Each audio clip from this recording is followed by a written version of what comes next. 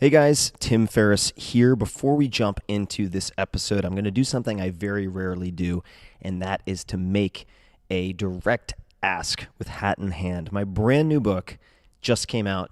It is called Tribe of Mentors, subtitle Short Life Advice from the Best in the World. If you like the podcast, you will love this book. I reached out to 130 people who are the best at what they do in sports, investing, business, acting, directing, you name it.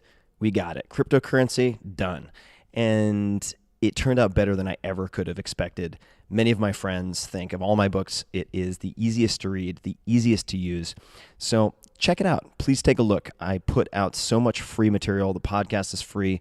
The 700 plus blog posts are free. Every once in a while, I put out something like this, and it's not that expensive. So please take a look, tribeofmentors.com. And it does make a great holiday gift or gift for others. There's something for everybody in here. It is really a choose-your-own-adventure guide, a buffet of options for improving your life, both in business and in the personal sphere. So take a look. I appreciate you taking a look. tribeofmentors.com or anywhere that books are sold. Optimal minimal. At this altitude, I can run flat out for a half mile before my hands start shaking. Can I ask you a personal question? Now would seem an appropriate time. What if I did the opposite? I'm a cybernetic organism, living tissue over metal endoskeleton. Ferris Show. This episode is brought to you by 99 Designs. I've used 99 Designs for years for all sorts of graphic design needs. Whether you need a logo, website, book cover, or anything else, 99 Designs was created to make great designs accessible to everyone and to make the process of getting designs much, much easier. So when I first started out, for instance, testing prototype covers and getting prototype covers for the 4-Hour Body, I went the contest route. That is one option. This is a great solution if you're looking for fast, affordable design work and the ability to choose from dozens of options risk-free. Let's say you need something late night, quick turnaround. Well, people in other time zones, other countries can also help you solve that problem. Since then, I've worked with 99 Designs on a separate path or a different option, and that is the one-to-one project service. So in a number of cases, and I'll give you one example, when I wanted to create the cover for my audiobook, The Tao of Seneca, this was a very important project to me, I decided to use their one-to-one project service. And with this service, you can invite a specific designer to your project, agree on a price, and then work together until you're satisfied. And they allow you to iterate and provide feedback and all this stuff. And I haven't shared it yet, but we also got some incredibly good, really some of the best illustrations I've ever seen from using this one-to-one project service with a handful of different designers and illustrators. It blew my mind. 99 Designs makes this all very easy and efficient. So you can check out the Tao of Seneca design and other work that I and your fellow listeners, for that matter, have done on 99 Designs at 99designs.com/Tim. Again, that's 99designs.com/Tim. This episode is brought to you by Wealthfront. Wealthfront is the future of financial advice. They've become incredibly popular among my friends in Silicon Valley and across the country because they provide the same high-end financial advice that the best private wealth managers deliver to the ultra-wealthy, but for any account size and at a fraction of the cost. For instance, they monitor your portfolio every day across more than a dozen asset classes to look for opportunities to rebalance or harvest tax losses. Now, would you do the same? Are you doing the same? Probably not. And the power is in the software. Wealthfront now manages more than $4 billion in assets, which is up from around $2.5 billion when they started advertising on this podcast. They're growing incredibly quickly. Unlike old-fashioned private wealth managers, Wealthfront is powered by innovative technology, making it the most tax-efficient, low-cost, hassle-free way to invest. They don't have bloated sales teams or retail locations, so they can deliver all of this sophisticated financial advice and these services at a fraction of the cost of a traditional financial advisor. So at the very least, go to wealthfront.com/Tim and take their free risk assessment survey. It only takes a couple of minutes, and Wealthfront will recommend a personalized portfolio of investments. In other words, they'll tell you exactly where they would put your money. So even if you don't use their service, you have a huge leg up, and you have additional information for making good decisions. They use investment theory to automate good financial behavior and decisions that people typically don't make but should. So go to wealthfront.com/Tim to get your first 15K managed for free, or just to get more details. Check it out, wealthfront.com/Tim. Hello, boys and girls. This is Tim Ferris, and welcome to another episode of The Tim Ferris Show, where it is my job to deconstruct world-class performers of all different types to tease out the habits, routines, tactics, coping mechanisms, favorite books, whatever that you can apply and test in your own life. This episode features one of my favorite comedians of all time, and he's a young feller, Jerrod Carmichael. On Twitter, you can say hello at NotoriousROD. He is pushing the boundaries of comedy with his groundbreaking work in stand-up, television, and film. Now, he is just 29 years old. And what this North Carolina native has accomplished in that short period of time is mind-boggling to me. And I know a lot of productive people. We get into his work process. We talk about how he gets so much done. And if you visit him on social media right now, he has 0 posts on Twitter, on Instagram, at Jerrod Carmichael. And 2017 is going to be his biggest year yet. So we do talk about focus and how he went from East Coast to West Coast and got all of this done. Jerrod stars in the hit NBC series The Carmichael Show, which he also writes and executive produces. The 3rd season of that show is premiering this year in 2017. In March of 2017, this year, Jerrod will star in his 2nd stand-up comedy special on HBO, directed by Bo Burnham. He made his debut on HBO in 2014 with his critically acclaimed 1-hour special, Love at the Store, directed by Spike Lee. So Love at the Store. This is a name I want you to remember. You have to watch this. It is arguably the funniest stand-up special I've seen in many, many years. And it's the reason that I initially reached out to have Jerrod on the podcast. It left me in total hysterics on a transatlantic flight. Some wine might have been involved, but it terrified everyone because I could not stop bursting out laughing out loud while other people were trying to sleep. Sorry, everybody, but it's that good. And immediately, as soon as I got off the flight, started texting my friends, guys, you have to check out Love at the Store. So watch that and you'll know why I reached out to Jerrod. Now, on the big screen this June, Jerrod joins the cast of Michael Bay's Transformers, The Last Night, opposite Mark Wahlberg, Josh Duhamel. Am I getting that right? Duhamel, and Anthony Hopkins. He'll also appear in James Franco's The Masterpiece, set to be released in 2017. In the summer of last year, 2016, Jerrod reprised his role as Garf. If you've seen Neighbors, he did that in the Universal Comedy sequel Neighbors 2, opposite Seth Rogen and Zac Efron. I originally met in an indirect way Jerrod through Seth and Evan, more specifically Evan Goldberg, both of whom have been on the podcast before. He also starred as Freddie opposite Rose Byrne, Susan Sarandon, and J.K. Simmons in The Meddler, which was released April 2016. So this guy's going nowhere but up, as far as I can tell. The most incredible work ethic and focus of anyone I've met in a very long time. And he'll have an upcoming, as yet untitled memoir coming out through Random House. He's got a million things going. How does he do it? We dig into all of it. And we also discuss dangerous comedy and much, much more. So please enjoy my conversation, as wide-ranging as it is, with Jerrod Carmichael. Sir, welcome to the show. Oh, thanks for having me. I am so excited to finally sit down and record this because I remember very, very specifically the first time I was introduced to you, and it was actually on the working set for Neighbors 2. You had not yet arrived, but your picture was up alongside a bunch of other people who were going to be appearing in the movie. Yeah. And I was on the set because I was going to be interviewing Evan Goldberg and Seth Rogen. And we were going through a few of the names. I was asking questions about folks, and he pointed to yours because I mentioned how I'd watched Neighbors and enjoyed your particular role in that movie. And he said, oh, he's going to be really big. Along those lines is what he said. Oh, wow. And very nice. And then shortly thereafter, I think I told you about this. We have all sorts of exciting sounds going on. We got a raven. We got running water. A raven who's lost her family. I was on a flight, an international flight, and Love at the Store was one of the options. Yeah. So you're special.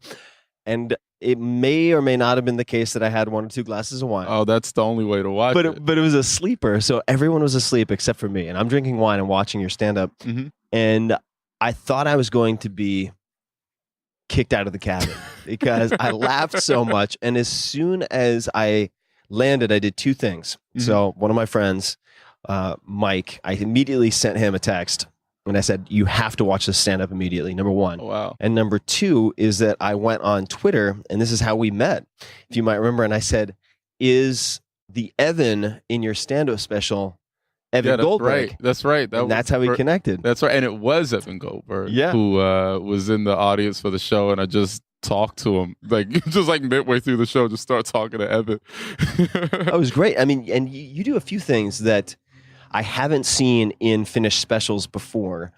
Another was you will refer to your notes on stage sometimes. Yeah, for Love at the Store, like the intention was to just capture me like a Saturday night at the Comedy Store. You know, I wanted it to be very, truthfully, we cut for time, but like Jamar Neighbors, who's this hilarious guy, my best friend, went up before me. Like I had this guy, Argus Hamilton, who's just like this legend of the Comedy Store and of the scene.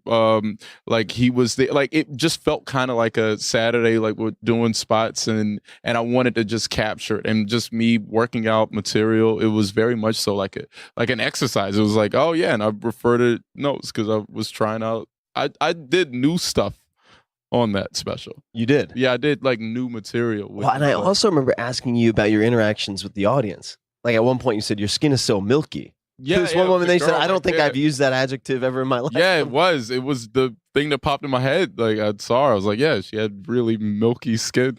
What can you say? You describe it accurately. It was like, I thought it was pretty milky, right? It was. Oh, I didn't want to be wrong. No, it was very accurately described. How did you first connect with Evan? Evan, I met, because I want to get this right. I met like Josh and Alex who work at this company, and then I believe I met Evan actually on the set of The First Neighbors. I believe he seen me, you know, and you know, he and like Nick Stoller and Seth, you know, all involved in hiring me. But I'm trying to think, the first time we met, I think, was on set at Neighbors, and he's just like this. I mean, it has incredible energy. He has incredible energy. He never sits during meetings. No. He's always standing or doing like a Gollum squat. Yes. He has very good squat form. Very amazing squat form. He paces around. He's like, and so many ideas. I've never met someone who has as many like ideas as Evan. Oh, like, yeah. just like rapid fire, like, and is able to take a thing and like bend it and prod it on all sides. And it's incredible just watching Evan in a room. He's a prolific generator of ideas. Insane. And I remember one of the, and we're going to talk a lot about, I think, how you develop your material and process, but I remember one of the experiences that I had in Atlanta was sitting in I suppose the writer's room while they were spitballing ideas. Yeah. And one person was manning a keyboard, typing everything in.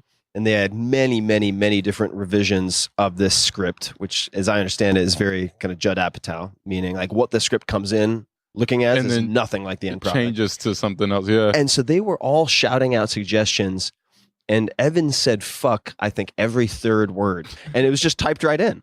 And I remember at one point I was like, what's next? Because fuck is every third word. Yeah. And he said to me, he goes, no, the important thing, and I'm paraphrasing, but he said, you want to keep the generating of ideas and the editing of ideas separate, and you can always defuck the script later. I just remember that line. You can defuck the script later. That's brilliant. You can defuck the script later. When do you remember, if you do, kind of your first memory of working on comedy or being funny? Oh, that's a great question. I think I was so when I was a kid, we used to just record things. I was infatuated. We would take like the camcorder and just like record things and do sketches or what I guess are sketch. You don't know what there's no form. Right. There's like you're just like recording whatever. Yeah, freestyling. And we like, and when you say we, this is you, me, the kids in the neighborhood, my family, you know, everyone's involved, and we're all, I was really blessed to be around a lot of like creative minds, like people who are just like down and really creative and like really excited about just like jumping into characters and doing things. And so that was kind of the first experience, just kind of, but truthfully, eighth grade was really important for me. Like just comedy, specifically just comedy and thinking that I was maybe funny, Why eighth grade? What happened in eighth grade? I had a teacher who got me started reading the newspaper, and it was fun. Do you remember his or her name? Oh, Kwame Nyeri. So this guy, All right. just when Kwame Nyeri had me read the autobiography of Malcolm X, start reading like the New York Times and like the local newspaper, and this is like in eighth grade, and taking in all this information and like learning and kind of discovering myself. Like humor was just this big. It was how I broke the tension of any information that I received. So I remember specifically there being one moment in class. I don't know why this stands out so much, but he wanted to have a debate, right? And so we read an article. I don't remember specifically what it was about, but we were choosing. It was a guy that committed a crime, and we're deciding whether or not it was justified. And we were supposed to pick sides as a class. And he said, "Well, who thinks the crime, wasn't justified?" And everyone in the class except me raised their hand. And then they were like, "Well, who thinks it was?" And it was just me. And then for the next hour, no exaggeration, I debated like 23 other students on why this man deserved to commit a crime. And it was the most fun I ever had. It was like having information and then being able to put your own filter and manipulate it in your own way was so important to me. And that's in a sense, that's kind of if my comedy has a style or an intention behind it, it's that eighth grade class, me against everyone else in the class. Well, that's part of the reason why I insisted my friend Mike watch your stuff. Yeah. Which I know Mike really well. I mean, 10 out of 10 hit with Mike also. But I remember watching, and I'm not going to spoil it for folks. There are a few instances in particular that, because I don't have the delivery and I wouldn't give you the context, I would get in trouble for just by mentioning. But I recommend everybody check it out. I think there will be a moment for everyone where you will probably feel extremely uncomfortable, offended, or both, and that is good for you. It's healthy. So I'll leave it. It's really healthy. I'll leave right? it at that. But you grew up in North Carolina. In North Carolina, yeah. How would you describe your family and childhood? We had fun. We had fun. I can't speak for everyone in the neighborhood, but we enjoyed ourselves. Like my childhood was just asking a lot of questions, really, really curious about everything, in a family that allowed room for that. Like, everything was challenged. We questioned everything, like a lot of arguments, it was constant arguing, but fun arguments, like amongst the family and friends in the neighborhood. I enjoyed it. I enjoyed my childhood a lot. I mean, we didn't have a lot of money, but it was great. It was great. It was like I had a really creative childhood, I think. How did your parents help foster that? They gave me a lot of freedom. And especially in this neighborhood, like I've never had a curfew. I never had I would just be like, "All right, Mom, going out." And she's like, "All right, be safe." She just said a prayer and just sit me out into the world, and just me and my friends, we just kind of go out and, go get in fights and all the silly things that you do. Throw dirt in each other's eyes. Yeah, right. and they just gave me a lot of freedom. Like my mom and dad gave me a lot of freedom. So what gave them the which confidence? is so healthy. I hate when I see kids like being inhibited. Like it's like you have to otherwise. I guess you have to know the child. I guess the specifics of the child though. But like, what did your parents do? My mom was a secretary at the hospital, and my dad a truck driver.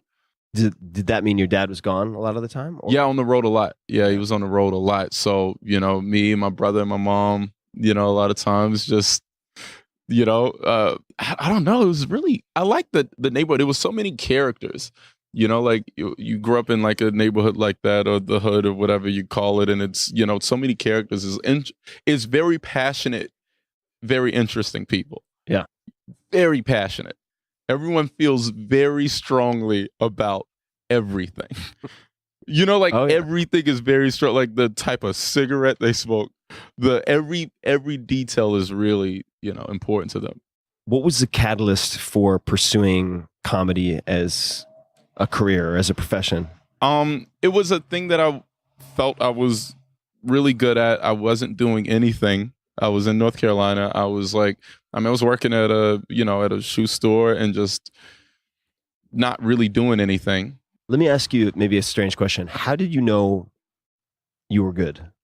That's a really good question, because it is, I mean, validation to, obviously you want to have, the feeling like inside your heart and know that you can do anything, right?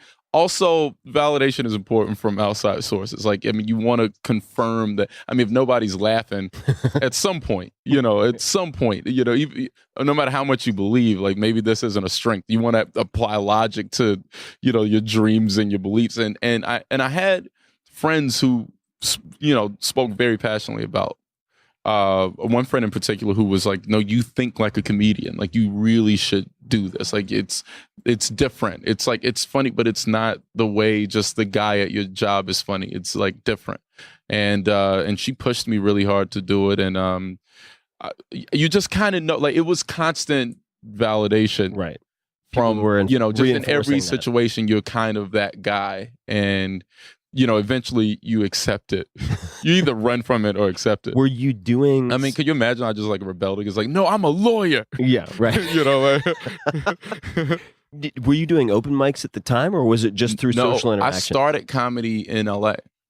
So I moved first and then did comedy because I'm competitive, and you should be competitive at some point. So explain that. Meaning you didn't want to do it where you didn't feel the scene was I don't want to strong? do it with someone, where the scene's not necessarily strong. And truthfully, there are great scenes around the country. There's, Chicago and Atlanta and San Francisco has an amazing comedy scene, but New York, LA, really New York for just repetition's sake, like you can go up so many times, but LA is what, like, it really is the best are here. The best are in New York. Like, you want to be around the best. You don't want to just, there are a lot of people kind of doing comedy everywhere.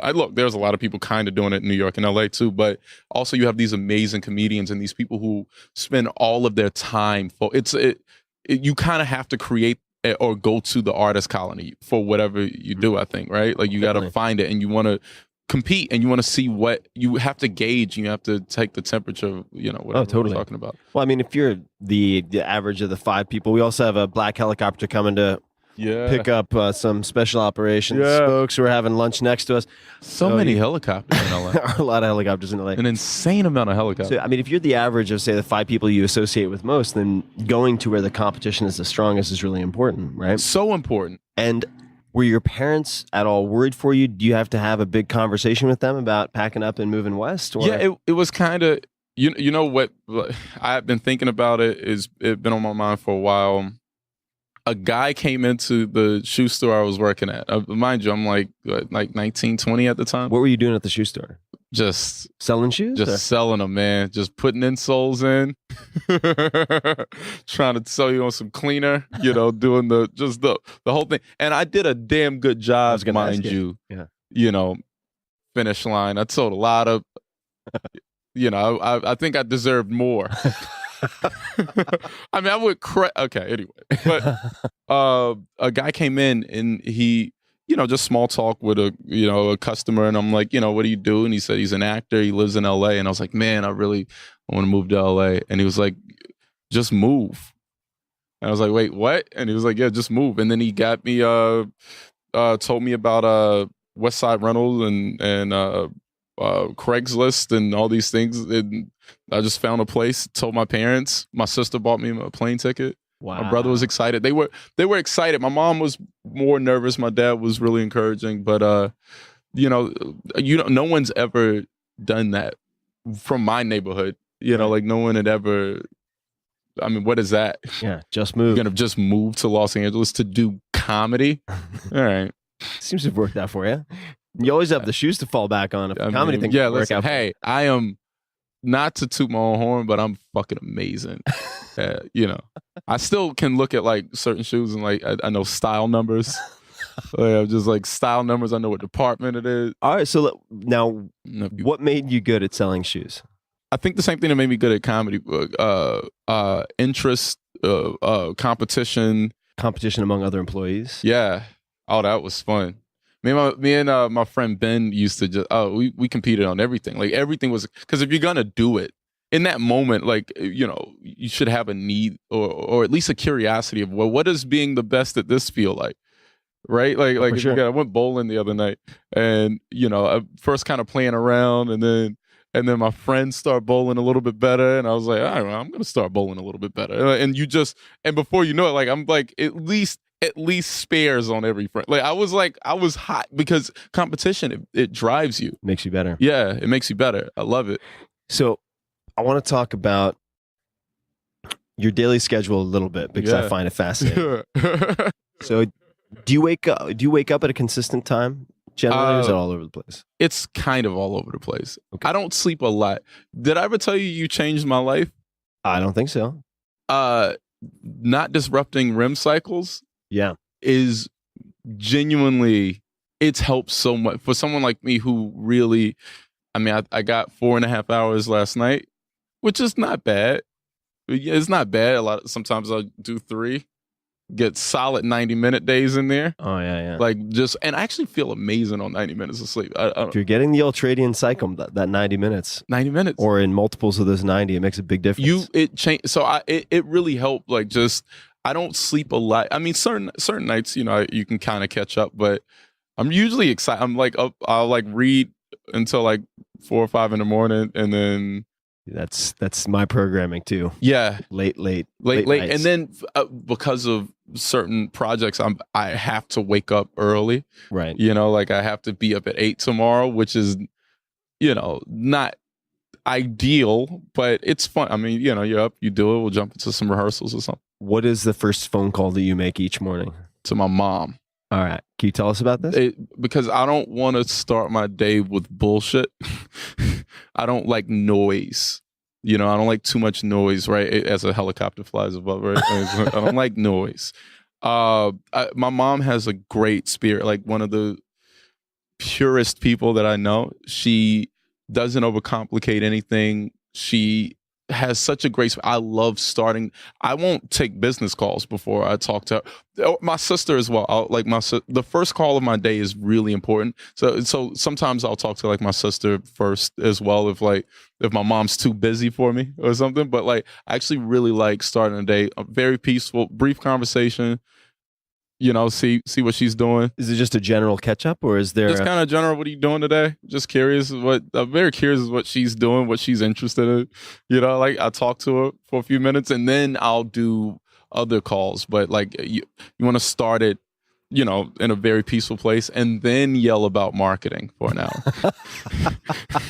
Right. You need the like spiritual palate cleanser first. Exactly. Because that first moment, like, you know, you just jump into a thing, you know, like you want to center yourself first. For sure. Before jumping Is there in. a particular way you end those calls? Just kind of a sweet, I love you, you know, like a sweet, or me, I'm more aggressive than she is. So me, you know, like, hey, make sure I'm trying to make sure my parents are hydrated. So I fuss at her about water every morning. I'm just like, all right, ma, you know, like have another glass of water. Have another glass. Yeah, have a couple liters today, and which is insane to her. And so there's something about moms and not hydrating. I don't know what. Does your mom not hydrate? No. Really? Yeah, a lot of mothers of my friends also, their sons or daughters are on them about drinking more water. Drink more water. I don't know what it is. My mom and dad, like every day, just like, how much water did you drink? Like, it's the question. So I'm more combative than she is. She's in such a great constant state of zen, and I'm just like, yeah, but how much? You know, I'm like fussing at her about water. You love life. That's great. Let's talk about the water. Yeah. How many ounces? Yeah. How many ounces? Yeah, exactly. And so, but it's just a great way to start the day. So you have, and I pinged Evan before we met up, as I mentioned, to try to get some bullets to talk about. Yeah. One was, he seems to, well, and again, I'm paraphrasing this, but seems to eat the same things and eat at the same places constantly.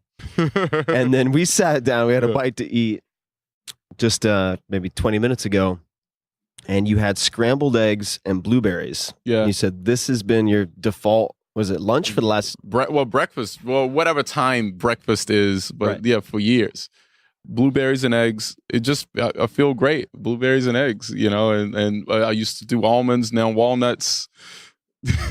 Start the day, like I'm a creature of habit, and I like the restaurant, and I like everything to kind of move efficiently. I like the rhythm. You walk into a restaurant, you know what you're getting, you bring friends, they're familiar with you, you're familiar with them. Saves your brain cycle. So, yeah, exactly. Because you can put all that energy toward like creating, thinking, figuring things out, So you also mentioned something, and I was like, wait, hold it. I don't want to talk about it. I want to talk about it. Actually, I do want to talk about it when we're recording, that you had a uniform for a very long time. Yeah. I was wearing the same. I bought like a lot of the same shirt. It was just like white sweatshirt, gray pants, like Timberlands every day. It worked in any place that I went. That's what I like. It worked everywhere. Flexible. I'll go to your wedding in this thing. I go to, and just the same thing. And because it took out so much time in my morning. That's very much now, Steve Jobsian. That's what he did. Yeah, but now I'm like off a little bit. It's still kind of in the same. Why did you change it? I mean, clothes are fun. I like certain clothes, and I'll go through a phase and just and I'm picking out a lot of like wardrobe for like the show and stuff like that. So I'm thinking about clothes, right? But you want intention behind everything. So I was just wearing the same thing. It was perfect. I'll go back to that. I'll absolutely go. Yeah, I'll go back to that. What do you think your next uniform will be, or will maybe it be the same thing? It worked. But maybe switch. Maybe a gray sweatshirt. Go crazy. White James Purse sweatshirt, Acne jeans, and some Timberlands. That's it.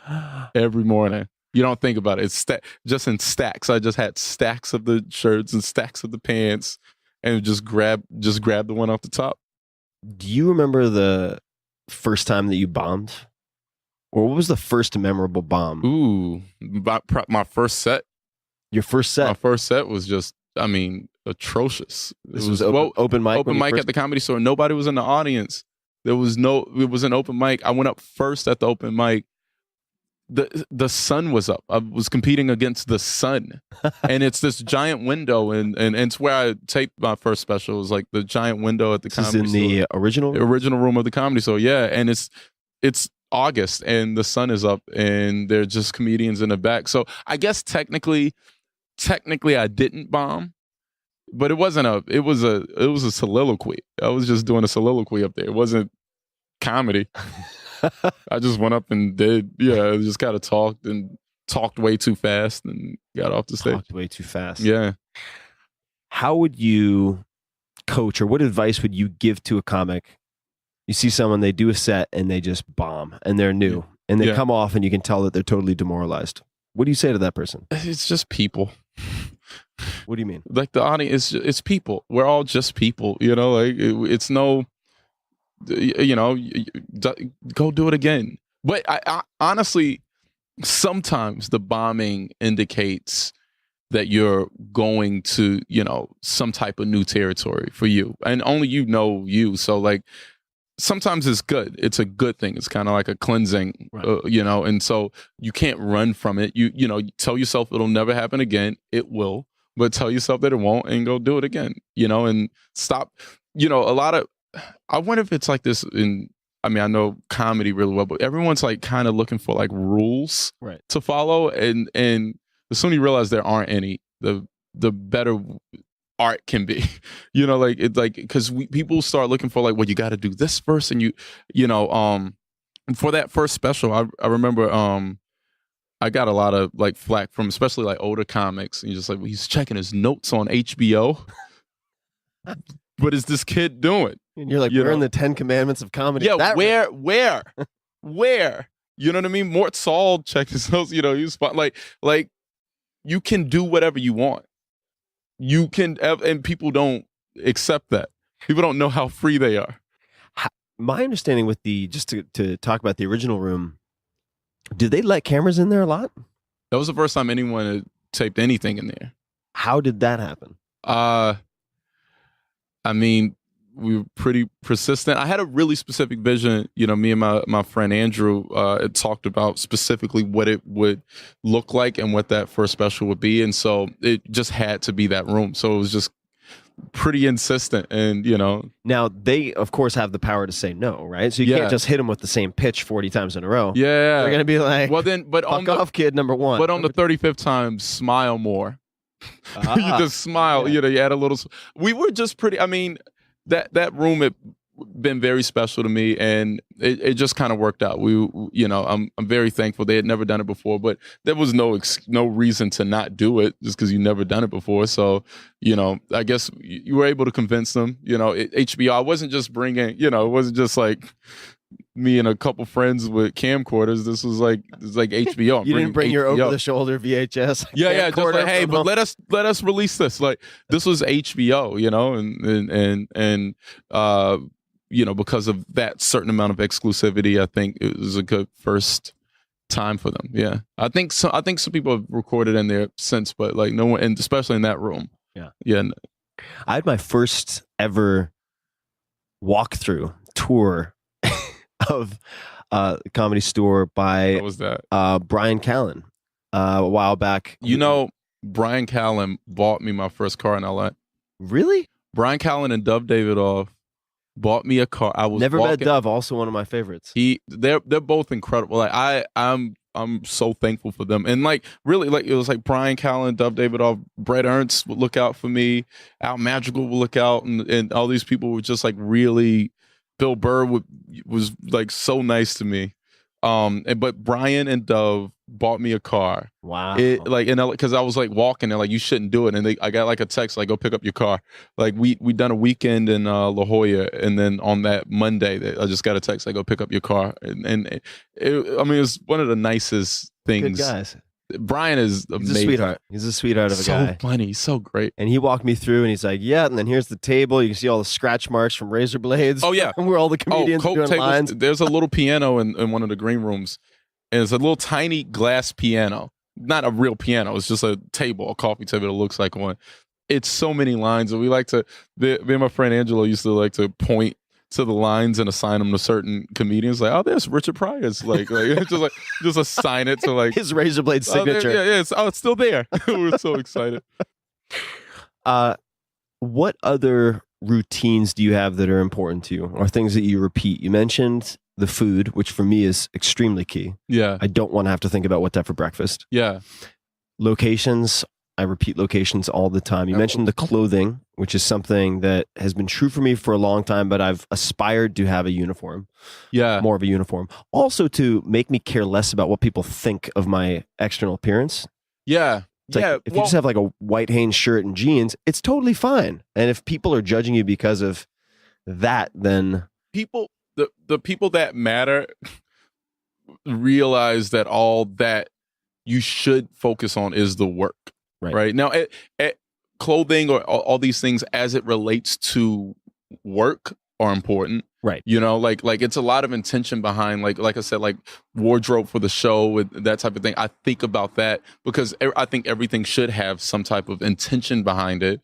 But as far as just like, make you feel good. I mean, obviously, clothing can make someone feel good, but focus on like work, focus on something of substance that means something, and that's why, because if being a creature of habit works so good because you don't spend a lot, and you were talking about like listening to music while working, right? And we're talking, if you spend all of your energy trying to figure out where you are and reorient yourself, like, all right, well, what is this? And you're looking around, you're not focused on what you're supposed to focus on. So you go to the same place, you sit in the same spot, and so then you can ignore everything and you can just, be directed inward. Well, we were talking about music, just to touch on that, because I'm able to work to certain types of music, generally instrumental, often electronica, but it seems like neither of us can work to jazz. Yeah, I want to figure it out. I play it sometimes and try and write, but I just want to figure it out. It's like, man, what is Miles Davis doing right now? You're trying to dissect what's happening. Yeah, you want to how it's composed. It's on a whole, and so I just listen to it separate. I can think to it, and like but if I'm like writing or if I'm trying to work on something really specific, like just silence. What are some of the best decisions that you made in the first few years of your career? You land in LA. Do you remember any of the decisions that maintain a certain amount of exclusivity for yourself? What does that mean? I think, for instance, like you don't go. We're just talking about habits, so it's going to seem like it immediately contradicts it. But like even like open mics, I wouldn't do the exact same open mics every time, because you do well, and then move on to the next place. Like stay in motion, and that's specifically for what I was doing, and I'm sure it applies to other things too. But don't stay in one spot too long. Don't get too comfortable. Don't get too comfortable. Like while working. Like while that sounds like the complete opposite of what I just said, but I mean it for like doing stand up and like that type of thing. Don't hit up the same spots. Like, well, there's also a big difference, maybe, and sorry to interrupt, but I just thought that maybe there's a big difference between having habit and routine for training, but then performing. You want to be able to do well in different environments. Spread it out. Absolutely. Yeah. Absolutely. Training is one thing. And when you're working, thank you very much. It saved me. It sounded like a complete, it's like, I think you were doing fine. But wait, what? No. But it is that. It is that. Like, and so that was really useful. Surrounding yourself with like-minded people. All my friends, I'm the thing that I feel luckiest with is like the group of people that I'm around. I really have excellent friends who like care about like making things and creating, and like don't get caught up in trivial things that won't matter tomorrow. Like we don't get caught up in things that don't matter tomorrow. Don't get me wrong. We like new experiences and we like, having fun, but we like work. I mean, I was at my office with friends until 6 this morning, 5 or 6 this morning, just work. And it's this the is most a Sunday. Fun. Yeah. As context.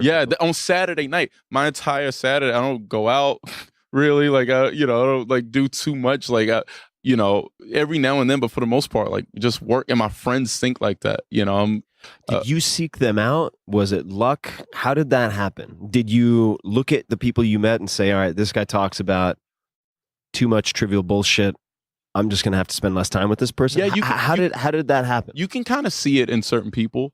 One of my best friends, Ari, we both have such small social lives, virtually non-existent social lives that it just works. Like we aren't, we'll go work like right after this. I'll go meet up with him and we'll go write, and we enjoy it. It is so fun, and we don't get like. It's not like if I heard someone talk about like, oh, I want to find a bar to go watch the game at. While that sounds fun, and I'm really happy for you, I also know that we're just doing two different things. Two different channels. We're in two different channels. Like it's like, wait, why are we gonna find a bar? What?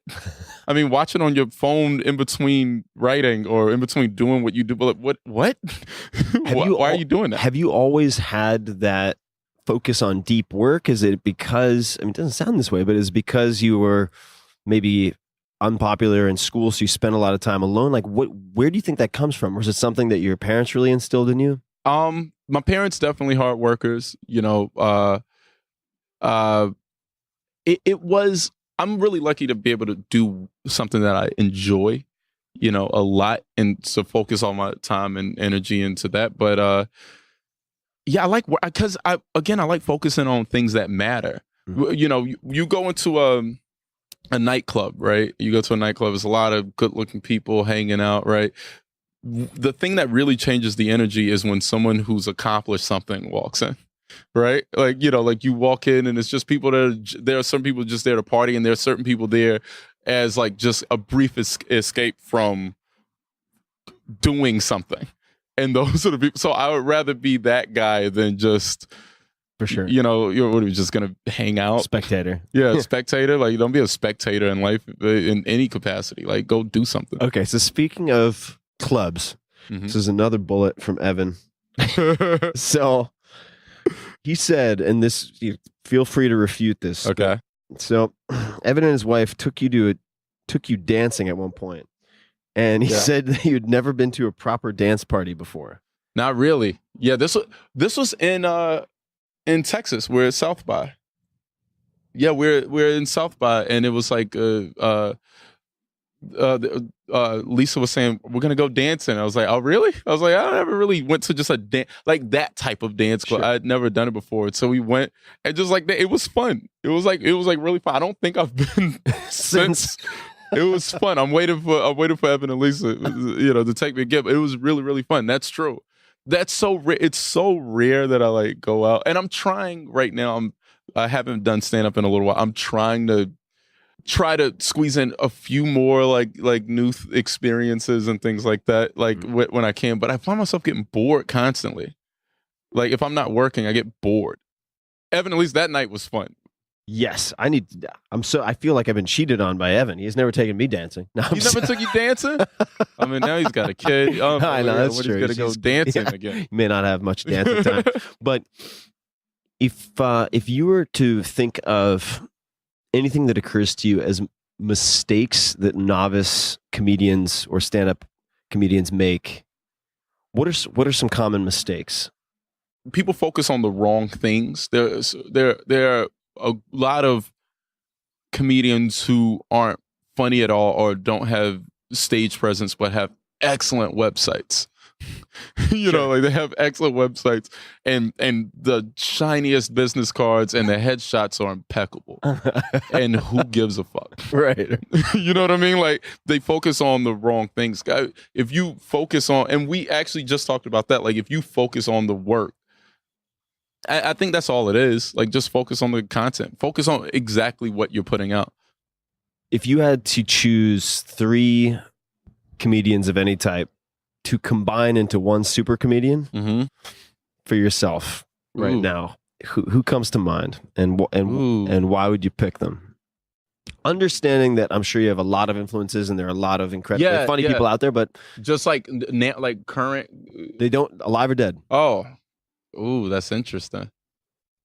Richard Pryor.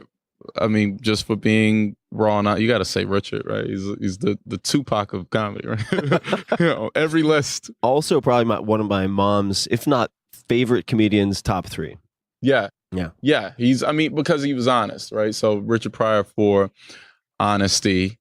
Bo Burnham, he's a friend of mine, but I mean it wholeheartedly. Like Bo Burnham, because he's one of my favorite people to just watch perform. He's such a performer. He's like your eyes never move away from him while he's on stage. You're always excited, and he's one of the most brilliant people I've ever met.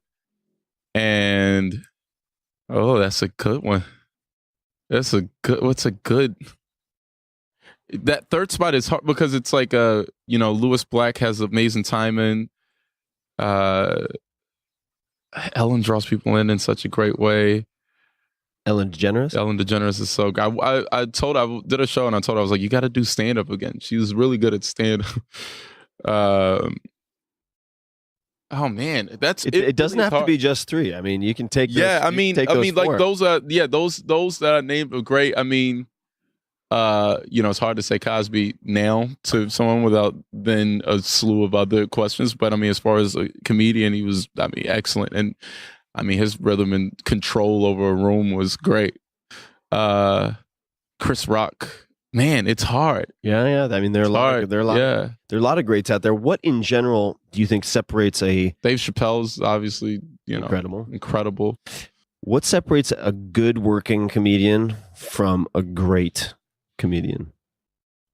Good from great. I think honesty, and by honesty, I mean just like your own truth. Whatever excites you, whatever you're excited to perform or say or do on stage, being honest to that. An understanding of perception. Because as a performer, you have to know how this is coming across, right? And you have to adjust accordingly because, sometimes you want to make sure the intention is showing. And sometimes it doesn't. Sometimes you think you're being like, oh, I get on stage and I'm so, like I'm honest and I'm these things, and it may seem like you're just bullshitting. Right. Right. You have to be aware of what the audience is seeing. Yeah, a business sense, like a good sense of realizing that it is an industry. Mm-hmm. It is. Because a lot of times comedians get frustrated with certain things, but it's like, yeah, that's part of a business. Like, understanding business to a certain extent is really important. I think having an appreciation for it helps too. Mm-hmm. If you can learn to appreciate it's hard with art because you want to keep it separate and you want to make something that's pure, but you also want to know how to market it and you also want to know how to, that's really important. It's tough. I mean, and as you pointed out with the shiny business cards on the websites, the marketing can turn into a crutch and a tool for procrastinating doing the work. Yeah, absolutely. The deep work. Absolutely. You make this thing and then you figure out, all right, well, how do we get this in the right hands? How do we make sure the right people see and hear this? Your on-stage persona seems, and maybe this will sound strange, but a little darker than your sort of in real life persona. Is that a deliberate decision or is that just how the inner truths come out? What is the... It's a certain amount of comfort on stage. I'm in this environment where I can share these thoughts, no matter how dark or how weird they may be. It's like, in this lovely setting, I wish we could see just this, in this lovely setting. We're sitting in an outdoor garden with wooden tables with our pomegranate tea, sparkling water, and blueberries. Yeah. It's super delightful and not the place for some of my dark thoughts, the darkest thoughts and like things that I want to explore. I mean, I'm open to any conversation. I actually prefer, the realer the conversation, the better. Like, small talk is obviously boring and you don't want to get caught up in that type of thing. But on stage, I'm just so comfortable sharing. It's something that kind of clicks and you're just like, oh, okay, this. And I suppose that's the environment for it, right? I mean, that's the environment. That's where you have the immunity bracelet too. I mean, as the sort of socially, you have certain cautions. I'm sorry to cut you off, you have certain cautions and certain things that you don't want to cross because, again, in this environment, you don't want to make people uncomfortable. They didn't sign up for that, right? But I try and enter stage with zero fear. And just this is what I wanted to say. What do you to achieve that state of zero fear? I'm sure repetition has a lot to do with it, but let's say before your special, the first special, what did you say to yourself before getting on stage, or what did your pregame look like? I try to keep it just honest to any performance. That one I remember just being in the back and. I remember there being like a couple too many people in the green room. You gotta like kind of ask to leave, and you just want to think about jokes. And like the first tape, and I was too aware of the production. And then that same night you do 2 shows. So then the second show, it was just kind of like, I'm not thinking about the production at all. Like I just want to think about the material because that's what we wanted to capture. So I was in the right space by the second show. The first show, I was still kind of a producer. And I was still cameras and this type of thing and a bit more, hands-on. And then the second show, I was just. So you seem like a very confident guy. When do you have self-doubt, or can you remember a point anytime in your life when you had like a particularly dark period or a lot of self-doubt? I mean, as a kid, if you don't know exactly who you are, then it leaves room for so many questions. So, and that's self-doubt manifesting itself in that form of just questioning everything about you. And once you kind of figure that out, so truthfully, humor played a big role in that. Like, so I'm kind of have a similar demeanor since the 8th grade. I think since the 8th grade, since discovering that, it's kind of been a similar, vibe for me. Yeah. Just like, I know what I'm good at. I know what my abilities are, and anything else I don't really care about. What's your position on writer's block? It's necessary. it's a necessary, it's natural, there, you can try and get yourself out of it. You just kind of have to release it. And maybe a lot of times I realize for me, it means that I'm holding on too tight and I'm trying too hard, maybe a certain thing. And I just need to let it go. How do you do that? Focus on something else, focus on something else, and then it'll come to you. This is a very exciting location. It is very exciting. Oh, there are a lot of people on a balcony. Yeah, there are. Yeah. A lot of people jumping around and across the street, screaming on a balcony, and it looks like it's going to end horrible. A man just skated out on a balcony. Oh, it's going to end very bad. Wow. Yeah, there's a lot of excitement or here. Not, or it's someone's birthday. I don't know why I immediately went to a negative. There's no way this ends good. There's no way. Oh, there's definitely domestic abuse going on in there. You got someone. I mean, if you see something, say something. But I'm saying something. I see a poodle, and it looks like it's on the edge of the precipice. But yeah, so much going on in Los Angeles today. Yeah. What types of things do you shift your focus to when you're trying to let go? Does that mean you go bowling? Does that mean you watch a movie? A lot of times, yeah, I like taking in other content, so maybe watch a movie, watch something that's interesting, read a book, go on a walk. Mm-hmm. I haven't been walking as much as I used to. I used to walk around all the time. I did the other night in the rain. It was one of the greatest nights ever. I just walked around in the rain for 2 hours and listened to Marvin Gaye. That sounds amazing. What precipitated that? It was raining, and I had 2 hours. I had 2 hours free. It was late. I should have been asleep, but I was like, oh, it's raining. I was leaving dinner, and I was like, oh, I'm just gonna go on a walk. And I was on my way back to my place, and I was like, no, I'm just gonna go on a walk. And I didn't think it was gonna be that long, but it was 2 hours in the rain. The hood off, kept the hood off. Just let it. Yeah, it was great. Why did you decide to keep the hood off? Just wanted to experience the rain. I like it. It was rain, it was I don't want to. It's if I'm gonna be in the rain, I'm gonna be in the rain. Right. If you got to do it, don't deny the experience. Don't deny the experience. So I just walked around. It was great. You mentioned books. Do you like to read?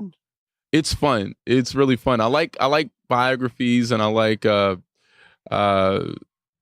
I'd never been a guy that got into like novels, and we were talking about science fiction books earlier, because I always like information. Sure. I was like, I want information, and then I'll create a thing, but I just want information. But I read the book, The Sellout. The Sellout. Yeah. It's excellent. The language. Is it a reminds novel? Me of, it reminds me of language wise of the Confederacy of Dunces. Sure. The language is so good. It's so I literally was driving around repeating sentences from the book just over and over. It's so good. How did you choose The Sellout? Was it recommended to you, or Yeah, a friend of mine recommended it to me, and it just won. I mean, I'm sure I'm sure a lot of people have read it. It won. I can't remember the Booker Prize. The Booker Prize. It won the Booker Prize. Yeah. But a friend of mine recommended it to me, and the language in it is. I mean, the language excites me. Because it's so well written, crafted, so well crafted. Yeah. Is these lines that I wish I could think of. You mentioned Malcolm X. Are there any other autobiographies or biographies that you could recommend? I wish I remember who wrote it, but I read the Humphrey Bogart biography that I loved. God, I wish I knew the author. I can look it up, and I'll put it in the show notes for folks. Yeah, and his story is so interesting, and just him kind of starting so late. Or getting the recognition so late, but like any good thing, we found a man who knew who he was. By the time he achieved stardom, he knew exactly who he was. So it was so. If you were talking to someone, because this has come up a few times, who had the self-doubt because everything was open to question, mm-hmm. they hadn't discovered something like comedy early on, how would you suggest they learn who they are? Sit alone, be alone, sit in silence.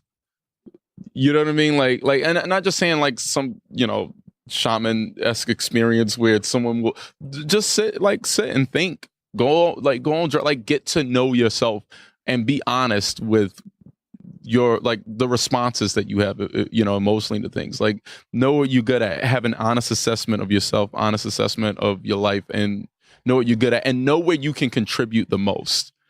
Find out where you can contribute, because it's not always through work. Like a lot of people, sometimes people make the mistake of like thinking it's always through what you won't always have necessarily that career, but your life can be fulfilled and you can contribute in a meaningful way, to those around you, to, your environment. So just try and contribute. Well, I think what you said just before that also is really important, and that is being aware of how you emotionally respond to things. Yeah. Because I think a lot, and I did this for a long time, I learned how to mute that because I was trying to be so hyper analytical that I didn't pay attention to my visceral response to things.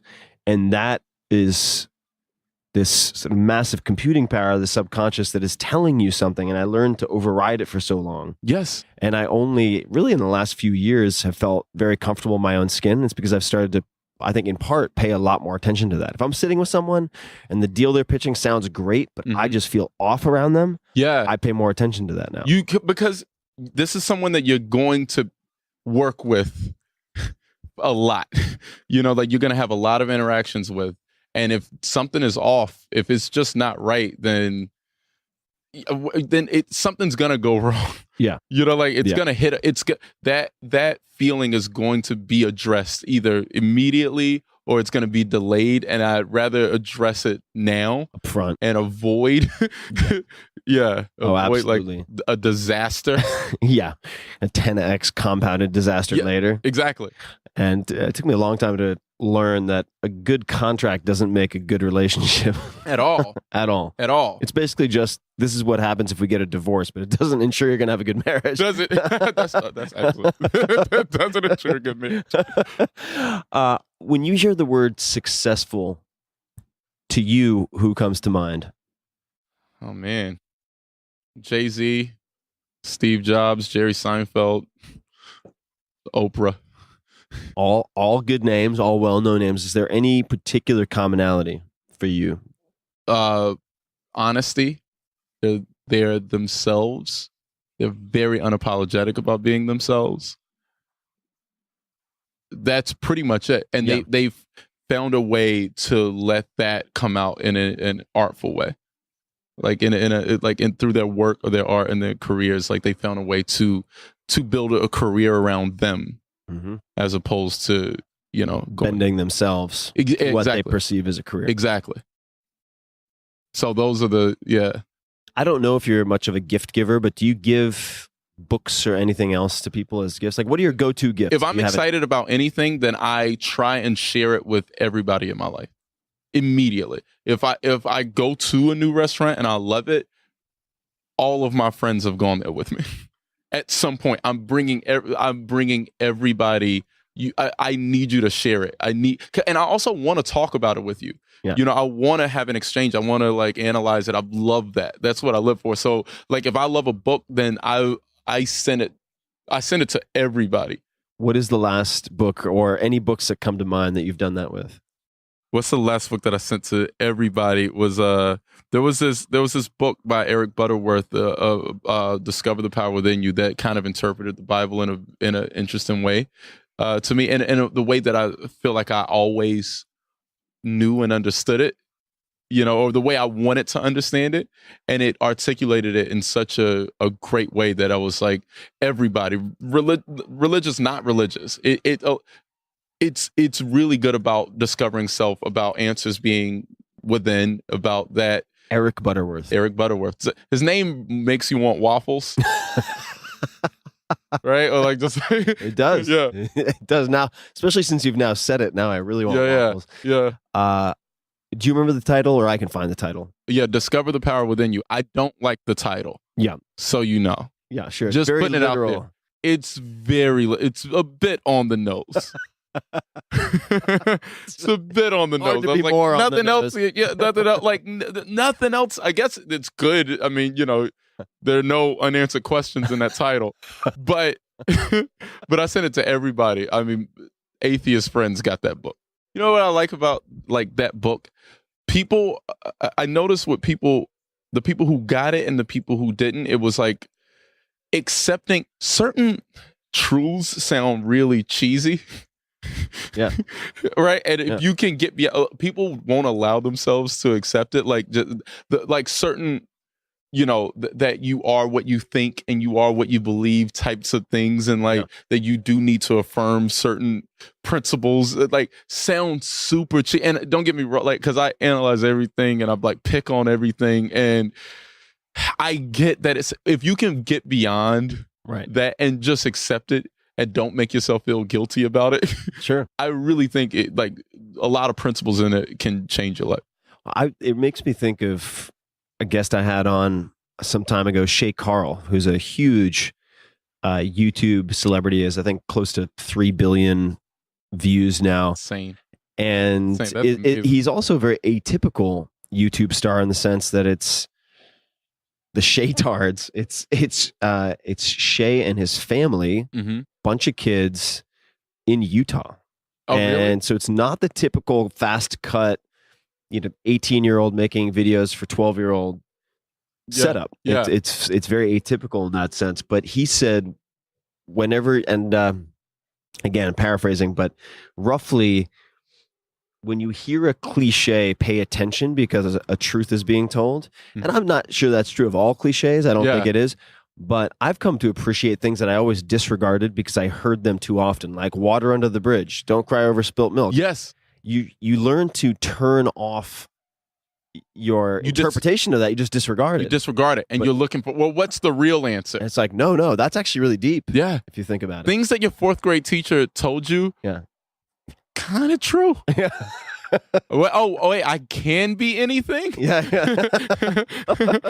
It's hard to accept because the world just jades you. It makes you, what is the world doing to us? If you had to give, say, a TED Talk about something you're not known for, so it can't be comedy, probably it can't be television, can't be writing, what topic would you choose? Choosing the right friends. Choosing, like, I think that, like, choosing the right people to be around that will spark certain things within you and knowing how you can use each other, and how you can contribute to each other's lives. I think I could. So this is such an important topic. If for people listening who say, yes, I want to learn more about this, is there some recommendation or an exercise or an action step or something I should do more of or less of? Is there an action that you could recommend? Don't disregard, don't dismiss anyone, right? Actually look for, this is going to sound so cheesy, right? But you've already given them the cat. I've already, So at my best, I do this like this exercise, and I could have read this somewhere. I'm not even saying that I've made this up. I think I did, but I may have read it somewhere, so my apologies. But it's like I pretend I'm at the bottom of a well, and every face that I see, I imagine them being the face that peers over inside and has the ability to help me and like rescue me from something. And it makes you look at everyone looks, first of all, amazing. When you're at the bottom of a well. When you're at the bottom of a well and everyone looks in and in that's like just an exercise for just people in general. But it really means that everyone does have an ability to give something to you and just kind of looking for that and searching for that first in people. It helps tremendously. I love that. Yeah. That's a really visual exercise for me, which helps too. I'm just very visually hardwired. You see it, if you do that, like I was at like outside a movie theater and I was doing it once and just everyone was glowing. Yeah. Like everyone was just like, oh man, thank God for you. Oh, I'm so happy you're here.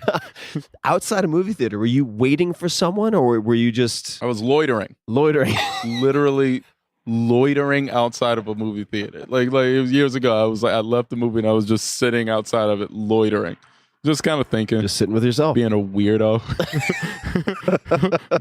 being a guy who clearly doesn't have a girlfriend.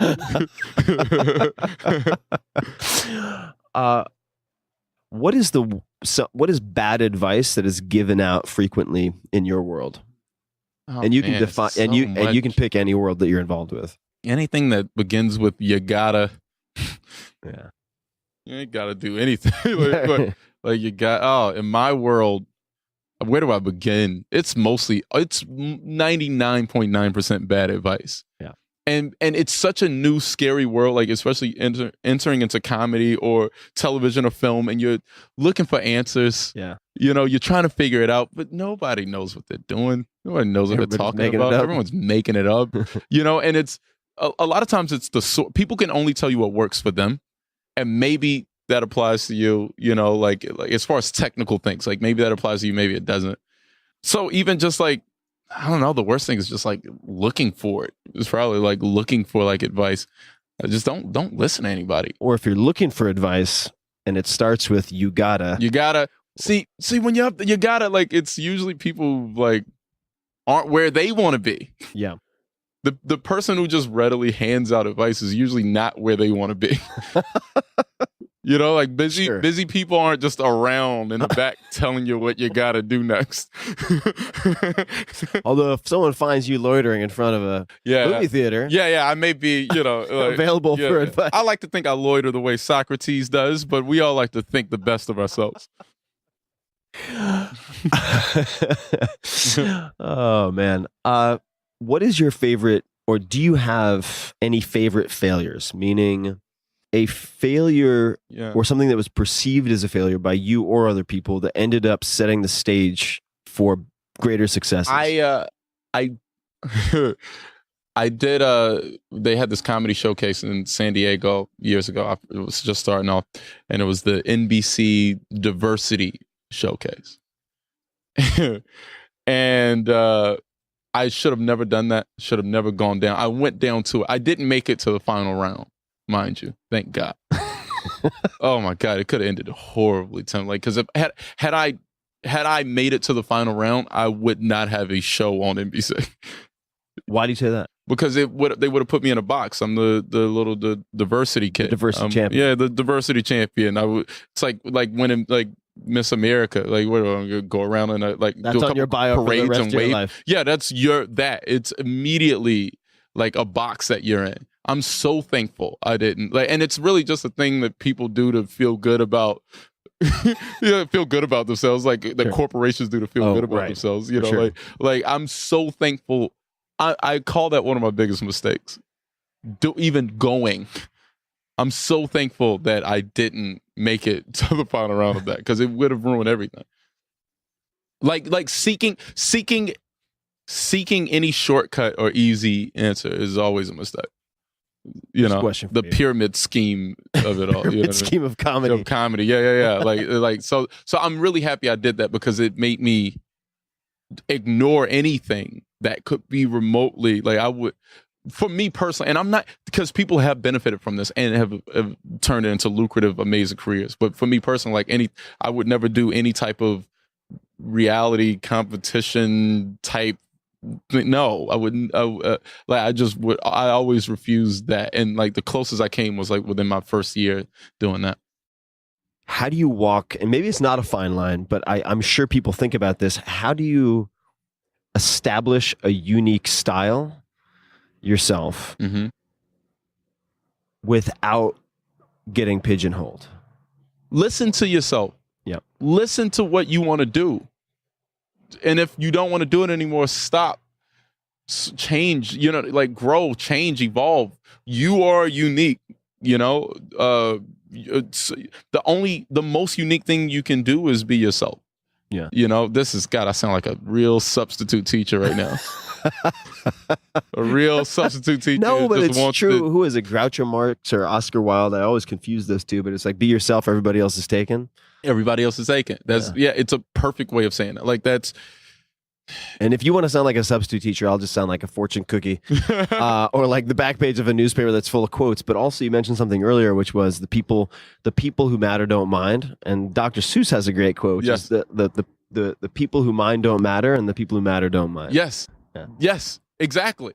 It really, Dr. Seuss got it. Yeah, Dr. Seuss had a lot to him. Yeah, that guy was. Oh man.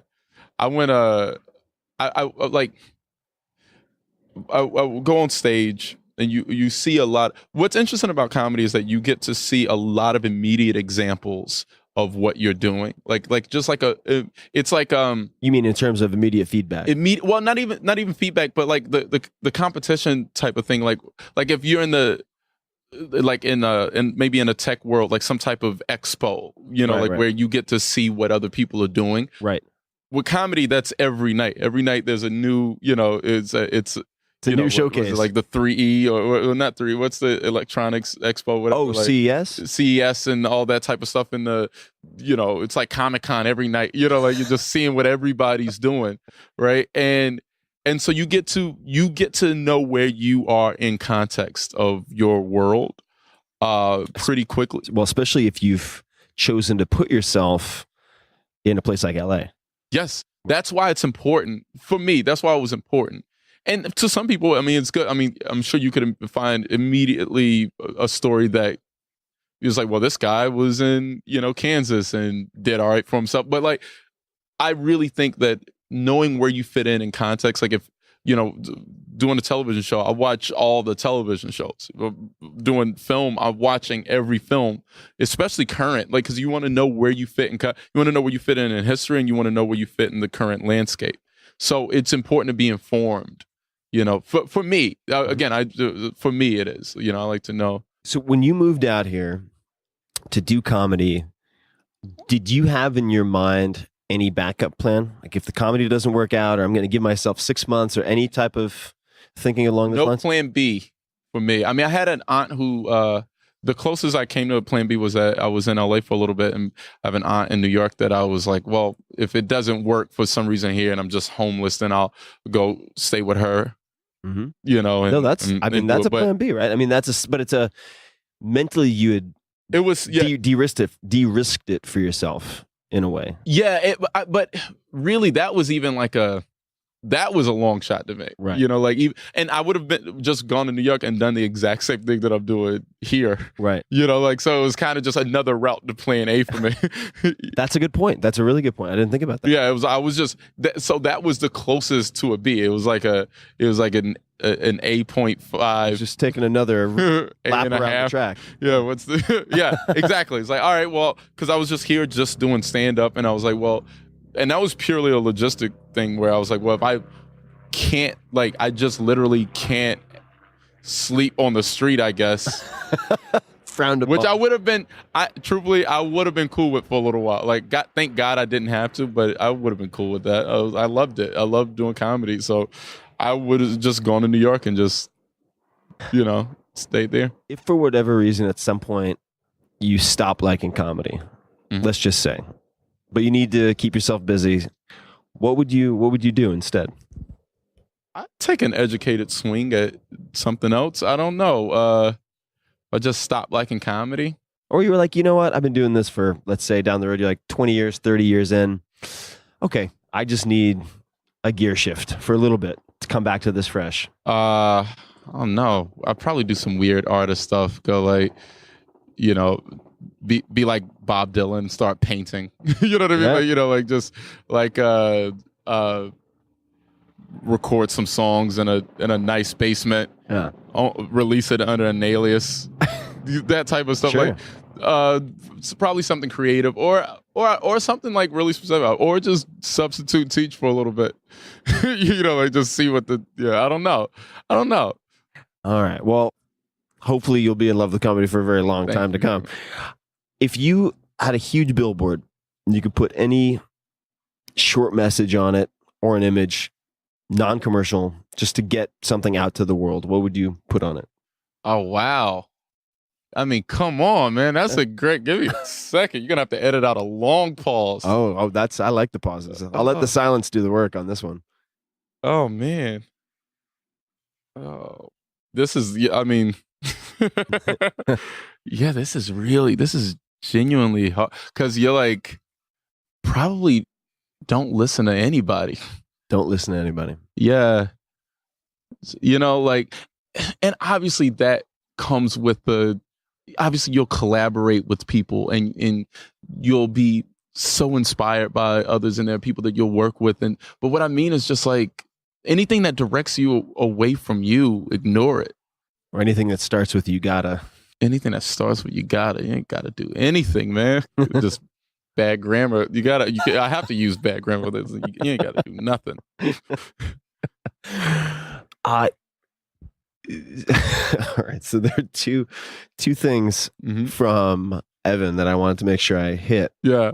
So the first one, maybe we may not explore for very long. The last point he said was he has an 8-foot penis. So did that come about because of the scene in Neighbors? That for those who haven't seen the film, I don't know where that came from.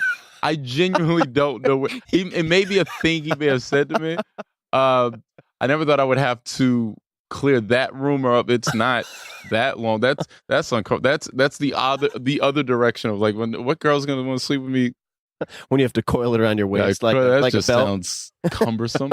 Okay, I think you probably didn't expect me to bring that up in the podcast, but I had to. I'm trying, and watch, it's gonna hit me like in the car later. I'm like, that's what he meant by that. I'm wondering if it's something else. We can do a postscript. Exactly. Can have it run on the credits. All right, so the point that I think we might be able to unpack a little bit more is he's mentioned that, and you talked about the newspaper earlier, and I guess it was Kwame. Is that his name? Yeah. Yep. Who got you reading the paper?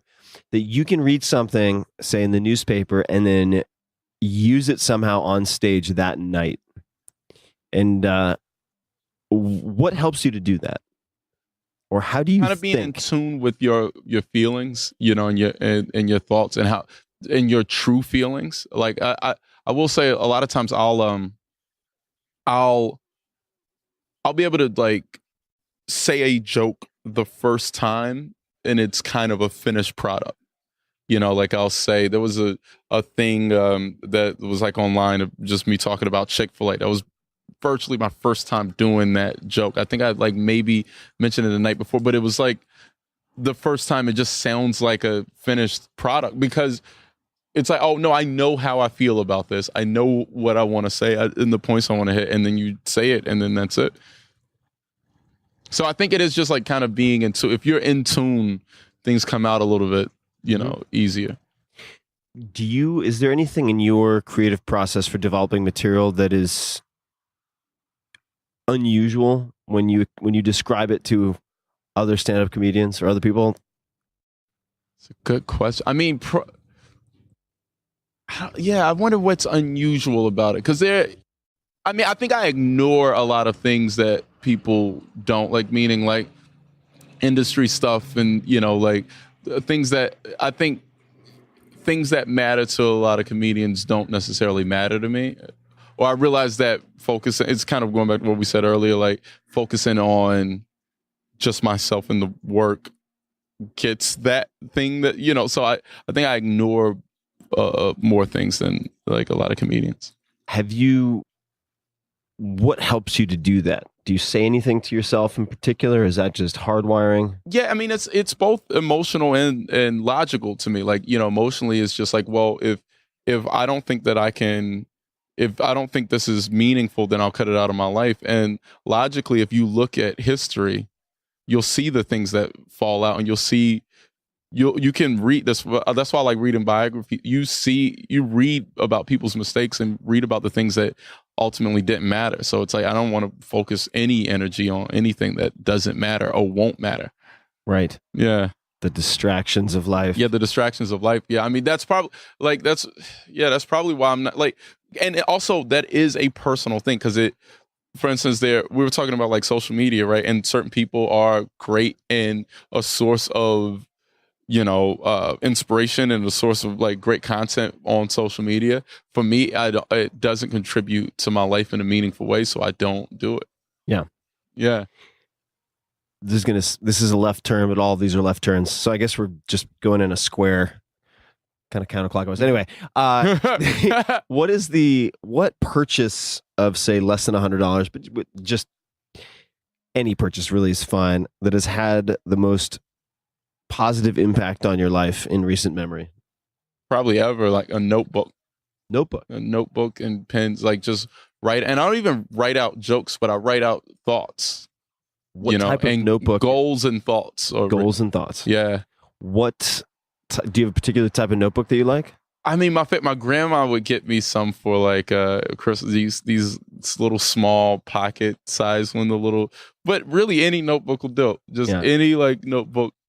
That and the bolognese at John and Benny's are the two most impactful. The bolognese at John and Benny's. Yeah, the bolognese at John and Benny's, and notebooks. What types of thoughts do you write down? Because we all have 1 million plus thoughts a day. What types of things do you write down? Really anything that sticks out, how I feel about people, how I feel about me, what I want, just like anything that's like worth just kind of journaling essentially. It seems to have a strong, it seems to tie back a lot to what you were mentioning earlier, which is your emotional response to different things. Yeah, exactly. That's exactly what my emotional response, it's like capture. I want to know, because you see it, if you look at it and if you write down a goal, like you have this image now in your head. It's not just this floating thought. It's an image that you have in your head. What types of goals would you write down? I'll write down really like general and like specific things. Can you give any examples? Like, I mean, for instance, like really the two first career goals I remember, I wrote down that I wanted my first time doing stand-up on television to be HBO. And I wanted a show on NBC. And I remember writing like that. Those are very broad goals, but I wrote down specifically like the HBO thing. And actually, as I was like just doing stand up and going over like old thoughts, like preparing for the first special, I actually grabbed an old notebook, the one I didn't realize I'd written it in. And the night before we taped, and I kind of like opened it and I turned the page, and there it was, like the goal, like HBO special. Now, did you write it down once and then it was embedded for years? It's there. I can still tell you exactly how it was written on the page. It's like I skipped a few lines. HBO was written in big letters, and then I wrote like just a couple sentences about how I wanted to look and feel. Documentary is written down, so I wanted it to be a documentary, and like specific like ideas about it. Same thing for the next. We just did I just taped another special, and same thing. Same pay. I like the word invasive. Is written down. Invasive. I wanted it invasive. I wanted it emotionally honest. I wanted it to go past just jokes, and I didn't want to just tell you jokes, and I wanted it just to be real and exploration. Like these certain words that I think was captured. I mean, Bold directed, and it's like really, I think he's brilliant, and he captured it so perfectly. But yeah, these really personal things. Well, I think you are one of the most honest and dangerous in the best way possible comedians out there today. Thank you very much. I really enjoy your work. Do you have any parting thoughts, comments, requests of the people listening? And then I'll ask you where people can find you and everything you're up to. No. Try the bolognese. Try the bolognese at John and Benny's. Try the bolognese. And then I'm going to try, and I'd recommend people try the face at the top of the well exercise. Oh, I like that. That's perfect. You plugged it for me. That's my job. It's I really want to see if I created it or stole it from someone. I genuinely don't know. I'm sure someone out there will be able to figure it out. No, I was doing face at the top of the well for 30 years. Like someone's gonna say it or something. Yeah, I don't know. Well, we find out it's like in the Tao Te Ching. It might be. Yeah. I mean, everything that is old is once new again. But this has been a lot of fun, man. I really appreciate it. This is awesome, man. Yeah, and what a great environment. All sorts of weirdness. We have a wooden horse to the left of us. Yeah, it is. A horse. It's like a retired merry-go-round horse. It's like it retired here. There's a lot happening right now, and I want to let you get back to your day. Where can people find you? What you're up to? What can they check out? Where should they start? Anything you want to tell them? Be around, man. That's kind of the truth. Yeah. Maybe loitering outside a movie theater, probably walking around LA or New York. Website, social? Nah. All right. I'm gonna sneak it into the show notes for people interested. Yeah, it's there. They can find you. Yeah, I'm around. It's people know how to use Google, and if I'll you don't, see you guys. how the hell did you find this podcast? Say hi. All right, guys. I will put links to everything we've talked about in the show notes as per usual. And you can find those notes, links, as well as every other episode at 4hourworkweek.com/podcast, all spelled out, 4hourworkweek.com/podcast. And until next time, thank you for listening. Thank you, man. Thank you, sir. Fun. We'll have a round two soon. Hey guys, this is Tim again. Just a few more things before you take off. Number one, this is 5 Bullet Friday. Do you want to get a short email from me? Would you enjoy getting a short email from me every Friday that provides a little morsel of fun before the weekend? And 5 Bullet Friday is a very short email where I share the coolest things I've found or that I've been pondering over the week. That could include favorite new albums that I've discovered. It could include gizmos and gadgets and all sorts of weird shit that I've somehow dug up in the world of the esoteric as I do. It could include favorite articles that I've read and that I've shared with my close friends, for instance. And it's very short. It's just a little tiny bite of goodness before you head off for the weekend. So if you want to receive that, check it out. Just go to 4hourworkweek.com. That's 4hourworkweek.com, all spelled out, and just drop in your email and you will get the very next one. And if you sign up, I hope you enjoy it. This episode is brought to you by Wealthfront. Wealthfront is the future of financial advice. They've become incredibly popular among my friends in Silicon Valley and across the country because they provide the same high-end financial advice that the best private wealth managers deliver to the ultra-wealthy, but for any account size and at a fraction of the cost. For instance, they monitor your portfolio every day across more than a dozen asset classes to look for opportunities to rebalance or harvest tax losses. Now, would you do the same? Are you doing the same? Probably not. And the power is in the software. Wealthfront now manages more than $4 billion in assets, which is up from around $2.5 billion when they started advertising on this podcast. They're growing incredibly quickly. Unlike old-fashioned private wealth managers, Wealthfront is powered by innovative technology, making it the most tax-efficient, low-cost, hassle-free way to invest.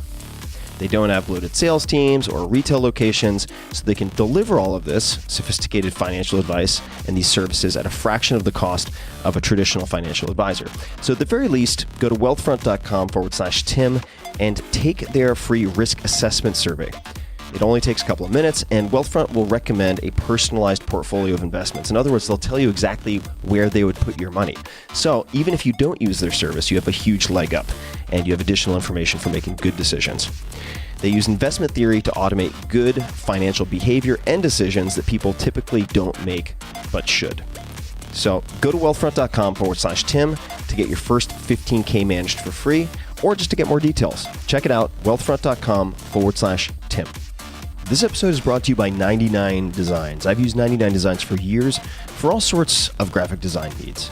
Whether you need a logo, website, book cover, or anything else, 99 Designs was created to make great designs accessible to everyone and to make the process of getting designs much, much easier. So when I first started out, for instance, testing prototype covers and getting prototype covers for the 4-Hour Body, I went the contest route. That is one option. This is a great solution if you're looking for fast, affordable design work and the ability to choose from dozens of options risk-free. Let's say you need something late night, quick turnaround. Well, people in other time zones, other countries can also help you solve that problem. Since then, I've worked with 99 Designs on a separate path or a different option, and that is the one-to-one project service. So in a number of cases, and I'll give you one example, when I wanted to create the cover for my audiobook, The Tao of Seneca, this was a very important project to me. I decided to use their one-to-one project service. And with this service, you can invite a specific designer to your project, agree on a price, and then work together until you're satisfied. And they allow you to iterate and provide feedback and all of this stuff. And I haven't shared it yet, but we also got some incredibly good, really some of the best illustrations I've ever seen from using this one-to-one project service with a handful of different designers and illustrators. It blew my mind. 99 Designs makes this all very easy and efficient. So you can check out the Tao of Seneca design and other work that I and your fellow listeners, for that matter, have done on 99 Designs at 99designs.com/Tim. Again, that's 99designs.com/Tim.